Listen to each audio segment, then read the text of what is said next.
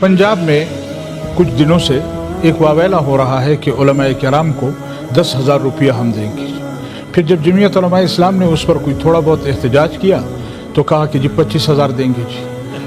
अब गुजारिश ये है कि क्या जमीयत उलमाए इस्लाम का ये एहतजाज या जमीयत उलमाए इस्लाम की ये गुफ्तगू या जमीयत उलमाए इस्लाम का ये मौक़िफ़ सिर्फ इसलिए है कि हमें पैसे दिए जाएं?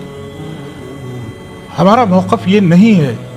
हम ये कहते हैं कि इस तरह के तजर्बे पहले भी हुए हैं।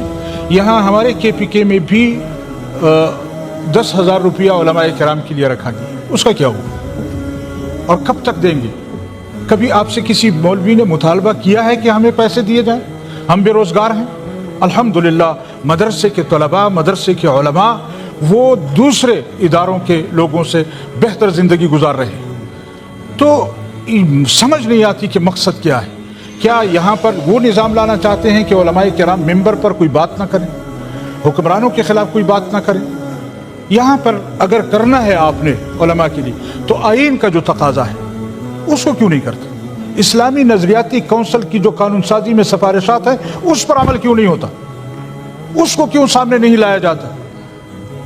अगर आपको तहफ़्फ़ुज़ देना है मदारिस को तो फिर उस पर आए ना कि जो कानून साजी हुई है। यहाँ गुज़श्ता मरतबा यहाँ पर जी हमने एक कोशिश की, मेहनत की और उसके नतीजे में यहाँ पर हमने एक अच्छा माहौल डेवलप किया। लेकिन हमने ये मुतालबा भी किया और आज भी हमारा ये मुतालबा है कि जो कुछ यहाँ तय हुआ था उसको सूबों में भी लाया जाए। उस पर तो अमल नहीं होता, उसको तो कोई किसी के कान पर जूं तक नहीं रेंगती। लेकिन मुसलसल मदारिस को हम फंड दे रहे हैं। किस चीज़ का फंड दे रहे हैं भाई? हम ना बेरोज़गार हैं, न हमारे मदारिस को, उलमाए किराम को आपके इस खैरात की ज़रूरत है कि आप हम पर खैरात करें और फिर कल हमें कहें कि आप जो है पार्लियामेंट में ऐसी तकरीर नहीं करेंगे। हम तो आपको 25,000 रुपया देते हैं,